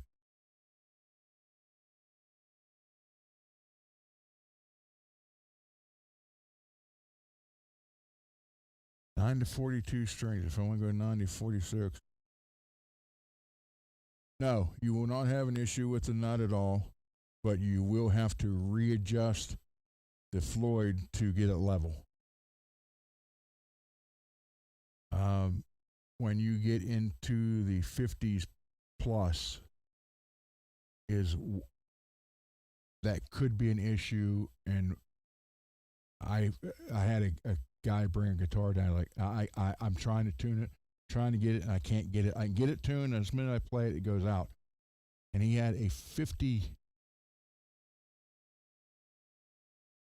might have been a 58 low E, and then he had like a 36 A string. And I said, "Well, that's your problem." He's like, "What do you mean?" He wanted the low E for the heavy bottom. I said, "Well, I'll have to use this as an example." So usually when you tighten the nut down, it's flat. It's going to be off a little bit because the string's bigger. But when he had the 58 to a 30 some, it was up like this, and it wasn't pinching down on the A string. So he would tune it, and the minute you hit it, it was sliding. So it didn't work. But yeah, if you're going 42 to 46, no problem. Even 50 or 52 wouldn't be a problem. But once you get past that, then you're going to have to, the A string's going to have to be bigger also. And that's a big problem why the G string goes out of tune a lot of times on the Floyd, because think about it. Your D is wound, and it's pretty much bigger than the G string. which is smooth. And it's only on a flat block, so that's your issue.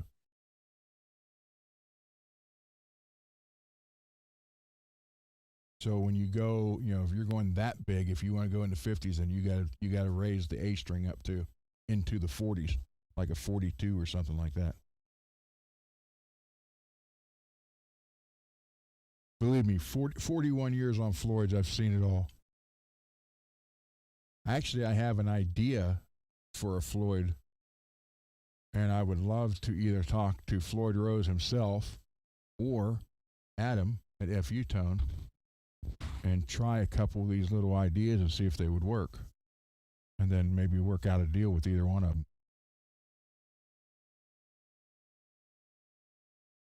So, but there's, everything can be fixed. The store tells you, oh, don't touch. Well, they used to. Don't take the neck off ever. Don't touch the truss rod.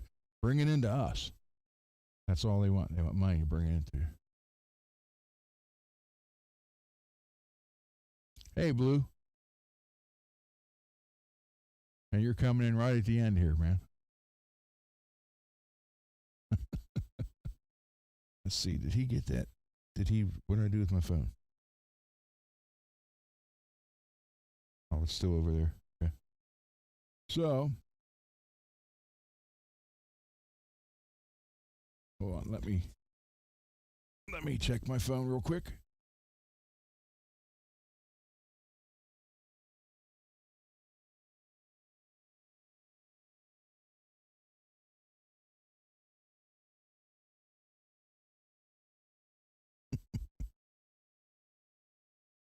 Yeah, he got that, and I got 2 more emails from people in the chat.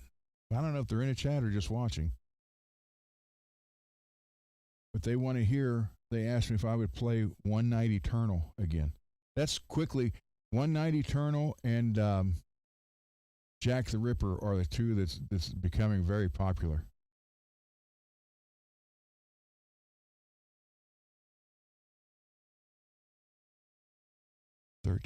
Yeah. There are some that would like that. But I think, anybody who's a player should know how to do at least basic stuff on here. So, so if you guys don't mind, I will answer their email and play One Night Eternal. I have to put the headphones on for that because I want to hear it too.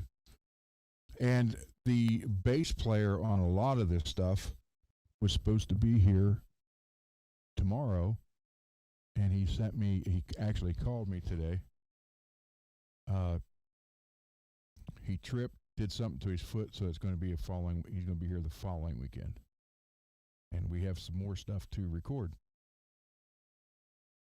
So here is One Night Eternal. Recorded with that White Warrior.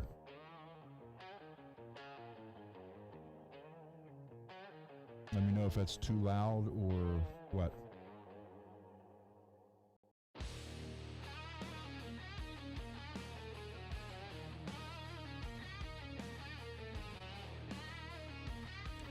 Thank you, Mad.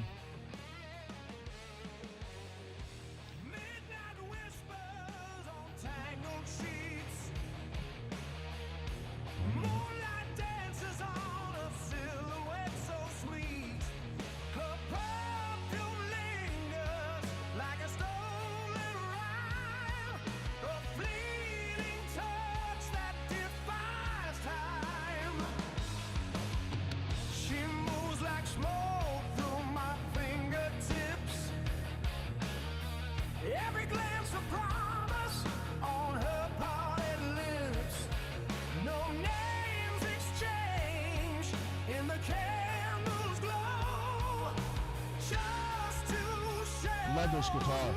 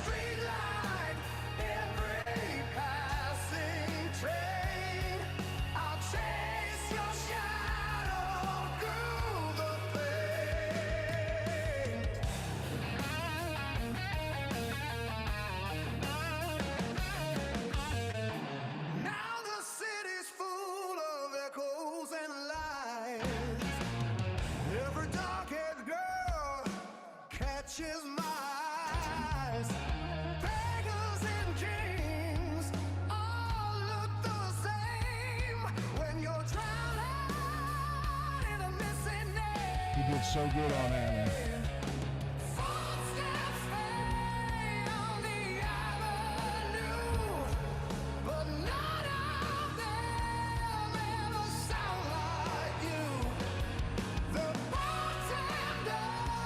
And it took me a long time to get that quick run.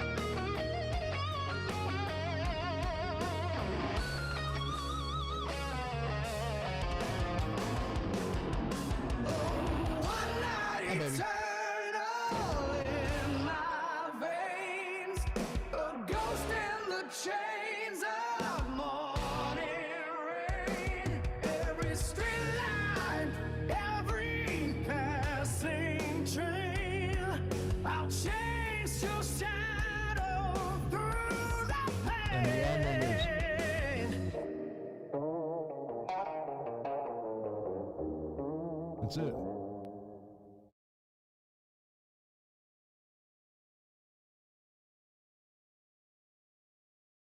She hates thunder. Hold on, I got another message.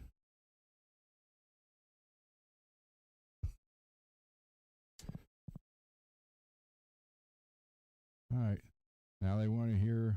This is one more, then that's it. I gotta go. They want to hear.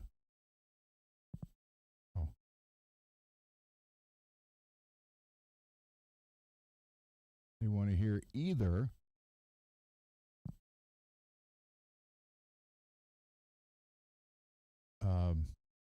Jack the Ripper. Why is that?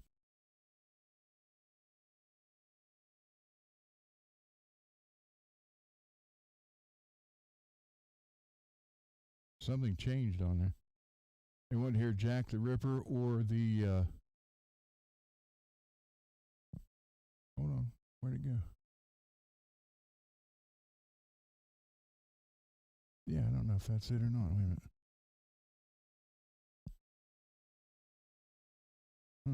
It went away. Well, they wanted to hear Jack the Ripper or Alone in the Echo, but Alone in the Echo is not on here now. So I got to do Jack the Ripper, then that'll be it. Then we'll call it a night. So, all right, here you go.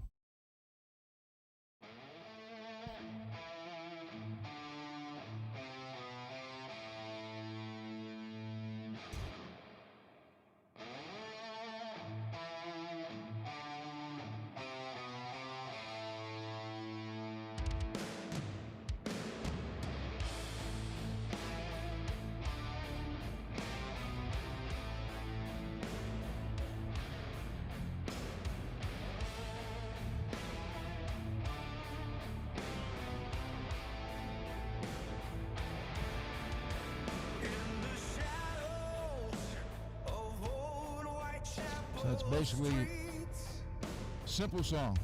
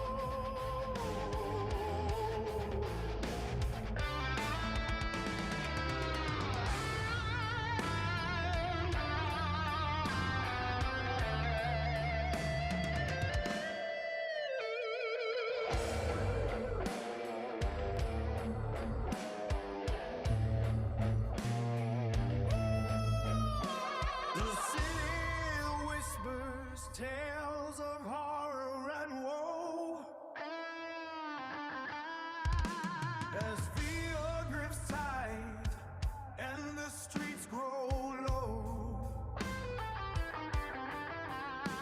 who is this fiend, this devil in disguise?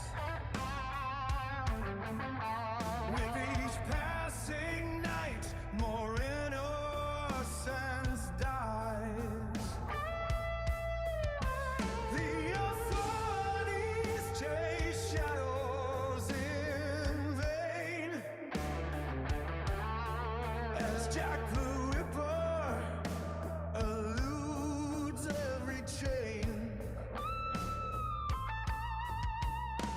A ghastly legend, a nightmare's birth, spreading terror throughout the earth.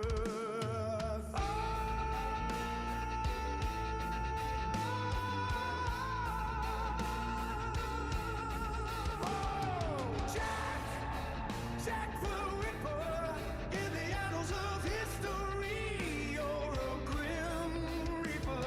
Your name forever etched in blood and fear. A dark specter that will never disappear. So lock your doors and close your eyesight, for Jack the Ripper roams the night. In the shadows he waits, his hunger unbound. A nightmare haunting London's ground. Basically shut the door right there. So thank you, everybody. Yeah, Dave was going to be here tomorrow, and he called, and all the rains and winds we had, he lives 4 hours away from here. And out on his yard, he's got a ditch off to the one side. And he said he was out there after the windstorms and all that, cleaning out the ditch from a bunch of the neighbors' stuff that blew into it. And he slipped and twisted his ankle. He said it's all swollen and half purple, so he was still going to come tomorrow anyhow. And he's like, I better wait a week, so he's going to be here next weekend. So, and I'll probably have him on the show if he'll do it. He was here before when I was on the other show, and he didn't want to get on the air for anything. So I don't know if he will or not this time. But he'll be sitting back here. You'll see him, and he'll have his bass. And I can show you. I'll tell you who it is. He's Big Dave. He's 6'8", and he was my original bass player.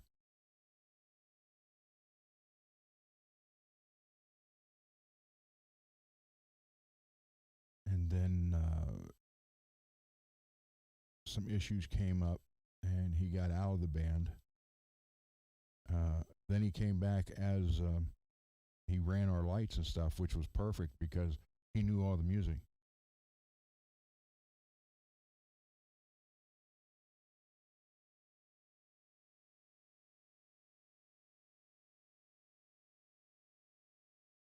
So this is when we first started working on some stuff. This was almost 2 years ago.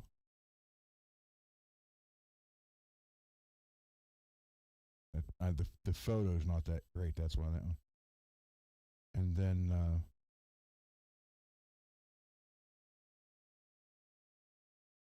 some of the stuff you've been hearing, this was him recording some of the bass for it there. So we did a lot of the stuff here.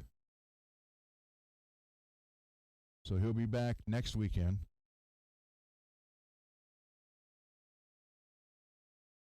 And this was over a year ago, because that's before I had the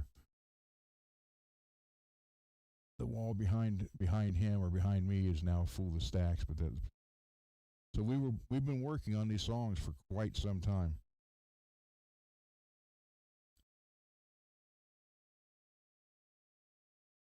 And yeah, even brought one from the store, a bass from the store that he ended up playing because he liked the tone of it.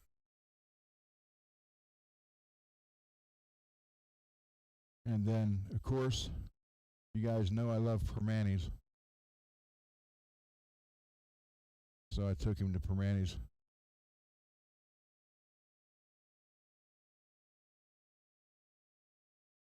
Lewis. Yeah, he did. He ended up. That's right. When we ended, that's when I moved out of here and moved across state to Springfield, and he ended up playing with a couple local bands here, and then he was with a band I think out of Florida that got signed, and they did one record, and then yeah, it's he's had his share. Um, in that photo that I show when we were all in our 20s, he was in a very bad relationship with a girl who would actually beat him up. He would never, never strike back. He would just be defenseless, and she would get drunk. And cause I went to pick him up one time for practice. It was almost nighttime. He had these dark sunglasses on. I said, "Hey, show me." And he finally took them off. And he had the whole left side. His left eye was just looked like someone smacked him with a bat. So he had these ups and downs, and I kind of lost track of him for about 20 some years until I moved back here in '07 or '08 was when we moved back here, and then got a hold of him through Facebook actually, and one of our other a guy by the name of Tim Simon was another singer of ours, and he's Kevin's younger. Kevin's probably 58 or 59. Tim is, I'm going to be 61 Monday, so Tim's probably going to be 60. And he is going to do a couple songs too. And he is, well, they're, I guess they're no longer a band. Funny part is, I did the Jack the Ripper in Whitechapel, or Chapel, whatever, the Whitechapel district. Well, he was in a band, and they're on Reverberation or something like that. Look up Whitechapel District, and that's Tim. He was a singer that actually this one replaced, and he got a hold of me. He wants to do a couple songs. He also lives 4 hours away, but they're all willing to drive up here and do some of this. So I gotta love them for that, man. And the lead singer from Grim Jack, who they're still playing. They got, I think 2 guys have been replaced, but at least 2 or 3 are the original members. And I've been good friends with all of them for almost 38 years. And they're based out of New York, and they're still playing up there all the time. And I sent Billy, the singer from Grim Jack, I sent him a message today about Cole's band, Faith and Failure, going to be in Brooklyn. And Billy hasn't seen Cole since Cole was 4 or 5 years old. But if Grim Jack is not playing that night, and then Billy and the guitar player are going to go over and check Cole out, which I thought was pretty cool because Cole saw them play. Actually, they stayed at our house for a while too. One time, when the bus broke down, and had to get fixed. So, yeah, Mad Dave is 6'8", size 18 shoe. So, he's a big guy. So the other bass players want the white goatee that I showed pictures of. He was the one that replaced the one I just showed you. So we only went through 2 bass players. So with that, I got to get going, guys. So again, thanks everybody for hanging out. I'll probably do one tomorrow where I'll lay out the math for Mr. Mick's guitar, and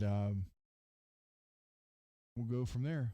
And again, tomorrow will be a shorter show too. So, all right, everybody. With that, I'm out with my Mr. Mike Wood intro, outro. Thank you, everybody.